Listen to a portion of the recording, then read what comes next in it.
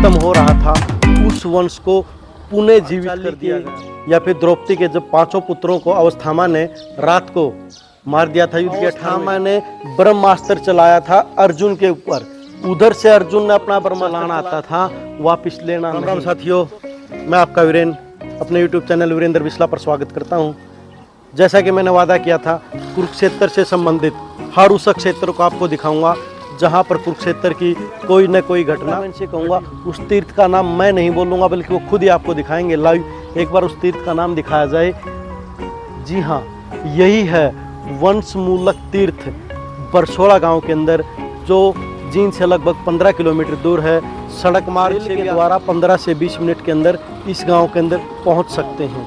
यही वो गांव है जहां पर अगर किसी दंपत्ति को अगर पुत्र रत्न की या फिर वंश नहीं बढ़ रहा हो तो एक बार यहाँ पर आकर दर्शन करें, अपना शीश नवाएं और जो अपनी अरदास है यहाँ पर लगाएं और उसके बाद आप रिजल्ट देखें। क्योंकि भगवान श्री कृष्ण के द्वारा ही इस क्षेत्र के अंदर वो काम किया गया था जो आज तक किसी ने नहीं किया था। आइए उस तीर्थ के, उस मंदिर के आपको बिल्कुल लाइव दर्शन करवाते हैं कि कहाँ पर भगवान श्री कृष्ण के द्वारा दिया गया वो काम, किया गया वो काम कि आज तक भी उसकी मान्यता अब इस कलयुग के अंदर। तो यही है वो तीर्थ, वंशमूलक तीर्थ। जब महाभारत के युद्ध के दौरान पांचाली के या फिर द्रौपदी के जब 5 पुत्रों को अवस्थामा ने रात को मार दिया था युद्ध के 18वें दिन, तो उसके बाद सिर्फ जो पांडवों के पास बचा हुआ था वो था अभिमन्यु की जो पत्नी उत्तरा थी, उसके गर्भ में एक बच्चा। उसके बाद जब अवस्थामा सेनापति बना दिया गया था तो अवस्थामा ने ही इस युद्ध के दौरान जब ये लगा कि भाई अब लगभग युद्ध खत्म हो चुका है और कौरवों की हार हो चुकी है और पांडव जीत चुके हैं, तो अवस्थामा ने अपने पिताजी का वध का बदला लेने के लिए, साथ ही साथ दुर्योधन के द्वारा जब उसको सेनापति बना दिया गया, उसने इसी जगह पर ही यहीं पांडव आए हुए थे। यहाँ पर बहुत प्राचीन एक सुरंग भी थी और ये पूरे का पूरा क्षेत्र पूरा एक जंगल है। यहाँ पर जिस प्रकार निधि वन के अंदर हमारे वृंदावन में है, सेम उसी प्रकार का यहाँ कैमरामैन से कहूँगा एक बार चारों तरफ दिखाएं। निधि वन की तरह ही यहाँ पर भी जालों का एक जाल बिछा हुआ है कि इस क्षेत्र के अंदर भी पहले भी जंगल था, आज भी पूरे का पूरे क्षेत्र में जंगल है। तो इसी पर ही यहीं पर एक ऋषि तपस्या कर रहे थे और उसी ऋषि के आश्रम के पास ही यहीं पर ही अवस्थामा ने ब्रह्मास्त्र चलाया था अर्जुन के ऊपर। उधर से अर्जुन ने अपना ब्रह्मास्त्र चला दिया अवस्थामा के ऊपर। जब दोनों ब्रह्मास्त्र टकरा रहे थे तो ऋषि महाराज ने खुद दोनों के अस्त्रों को रोका। अगर दोनों ब्रह्मास्त्र टकरा जाते तो उसी क्षण ही पूरी पृथ्वी का विनाश हो जाता।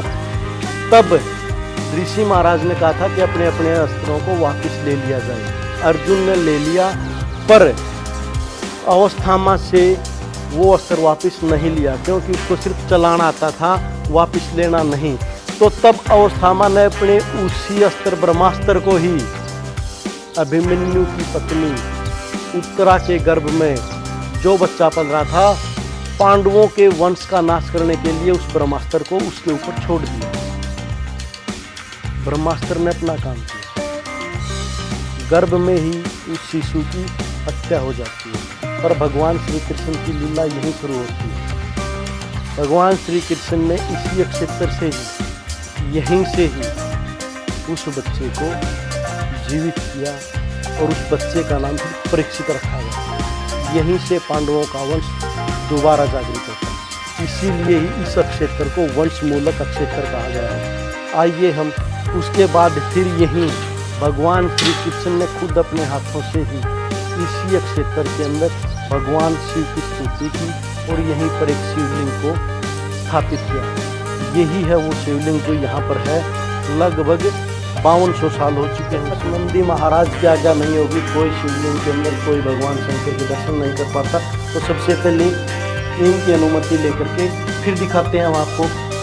देखिए इधर भगवान श्री कृष्ण के द्वारा यही वो शिवलिंग है जिसकी स्थापना यहाँ पर की गई है।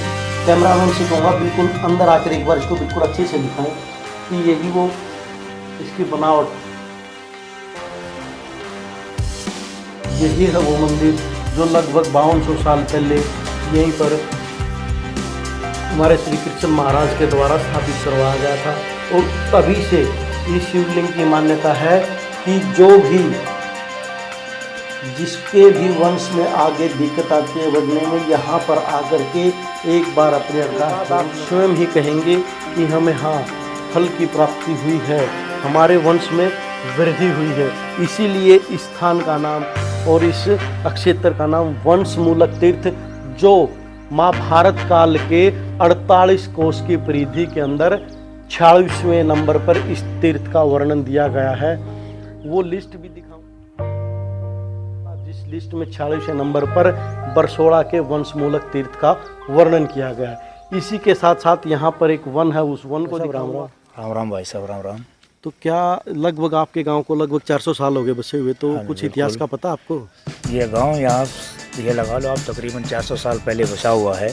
उससे पहले यहाँ पे जिस तरह पांडवों की जो आखिरी वंश बेल थी, अभिमन्यु के पुत्र के रूप में, और उसका जो अश्वत्थामा था उसने उसका नाश करने की सोची थी, तो भगवान श्री कृष्ण ने उनके पुत्र को जीवित किया था। वो अपना ये है वंश 5 से 6000 साल पहले पुराना है। और हमारे पूर्वज भी बताते हैं और गांव के लोग भी बता रहे हैं, ये इतिहास यहाँ का चला आ रहा है। जी हाँ साथियों, गांव के ग्रामीणों द्वारा भी इस बात की सत्यता की जांच की गई है कि यहाँ पर महाभारत काल के दौरान से ही ये तीर्थ की स्थापना हुई है, और तभी से इतिहास बहुत लंबा, क्योंकि ये गांव तो लगभग 400 साल ही हुए अभी यहाँ पर बसा हुआ है। तो एक बात का और हमें पता लगा था कि यहाँ पर कुछ पेड़ियाँ निकली थी, कह रहे हैं कि यहाँ कुछ सोने की, या क्योंकि हो सकता है कि पांडवों ने यहाँ कुछ दान किया हुआ हो और वो फिर पिंगल के या किसी तरह से वो पेड़ी के रूप में आ गया, तो उनको चोर उठा कर ले गए, और जैसे ही गांव की सीम से बाहर गए वो पत्थर की बनी। क्या ये बात सत्य है? बिल्कुल सत्य है।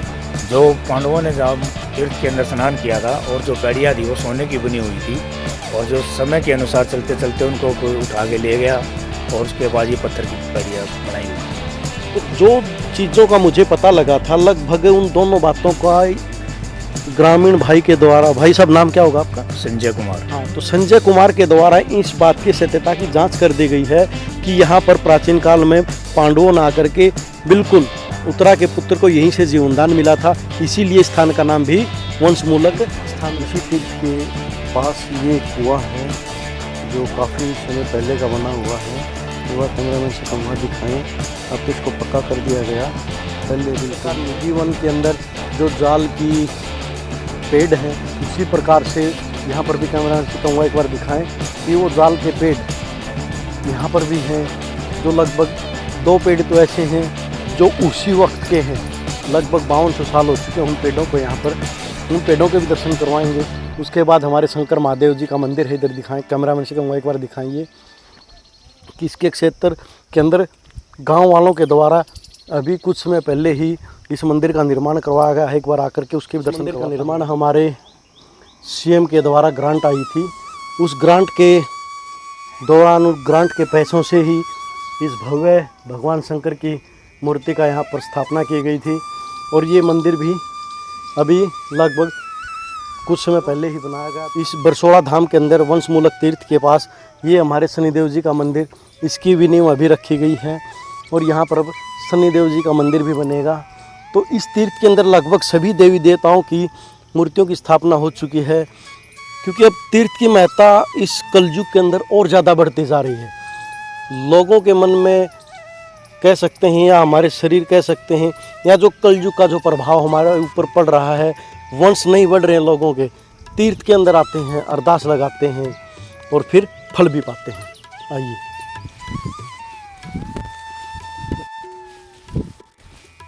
प्राकृतिक झूले साथियों, जो मैं पेड़ कह रहा था आपको, लगभग 5200 साल पुराने हैं।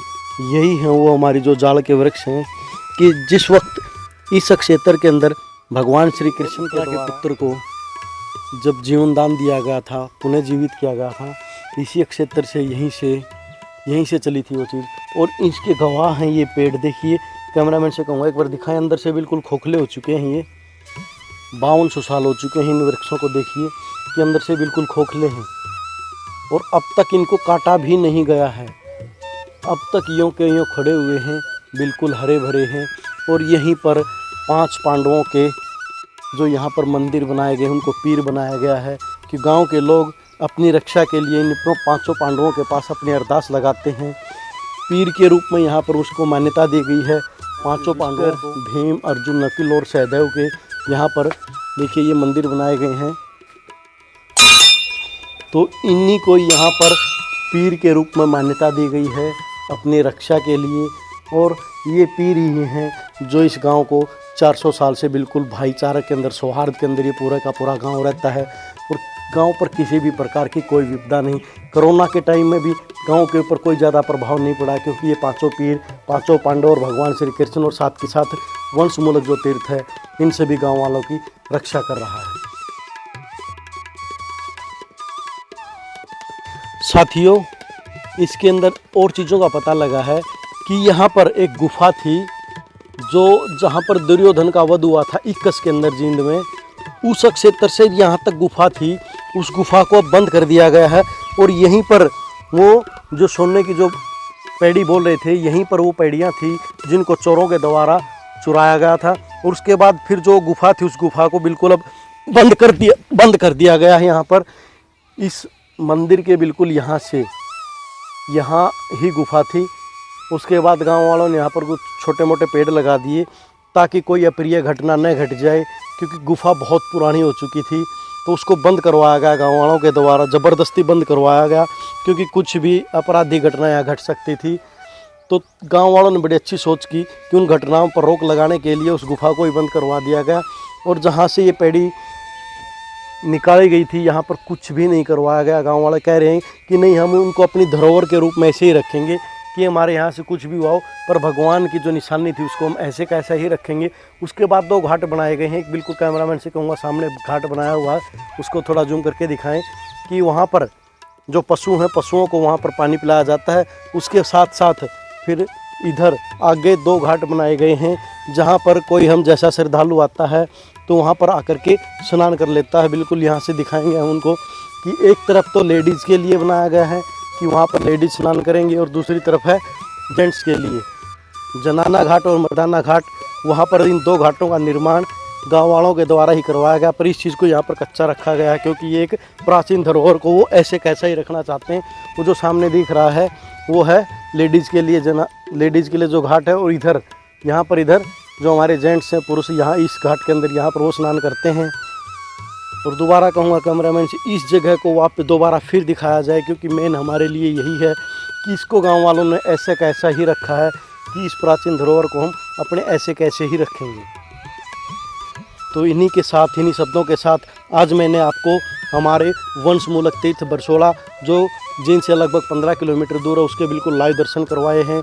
जिस भाई बहन को आगे वंश बढ़ाने में दिक्कत हो रही है तो एक बार इस अक्षेत्र के अंदर आएँ, इस प्राचीन सरोवर के अंदर, इस पवित्र सरोवर के अंदर अपना स्नान करें श्रद्धा के साथ, और फिर श्रद्धा के रूप में जाएं। अपने जो अरदास लगानी है वहाँ वंश मूलक तीर्थ है, जो हमारे आगे भी जो मंदिर है, प्राचीन मंदिर है, उस मंदिर के अंदर भगवान के सामने अपनी अरदास लगाएं, शंकर के सामने, भोले के सामने, और जो भी आपको मांगना वो मांगे, आपका वंश जरूर बढ़ेगा। इन्हीं शब्दों के साथ मैं वीरेंद्र बिसला इस तीर्थ से ही आपसे एक अरदास लगा रहा हूँ कि प्लीज़ मेरे चैनल को लाइक कीजिए, सब्सक्राइब कीजिए और शेयर कीजिए। जय श्री राम, जय श्री शंकर भगवान, जय तीर्थ, जय बरसोला।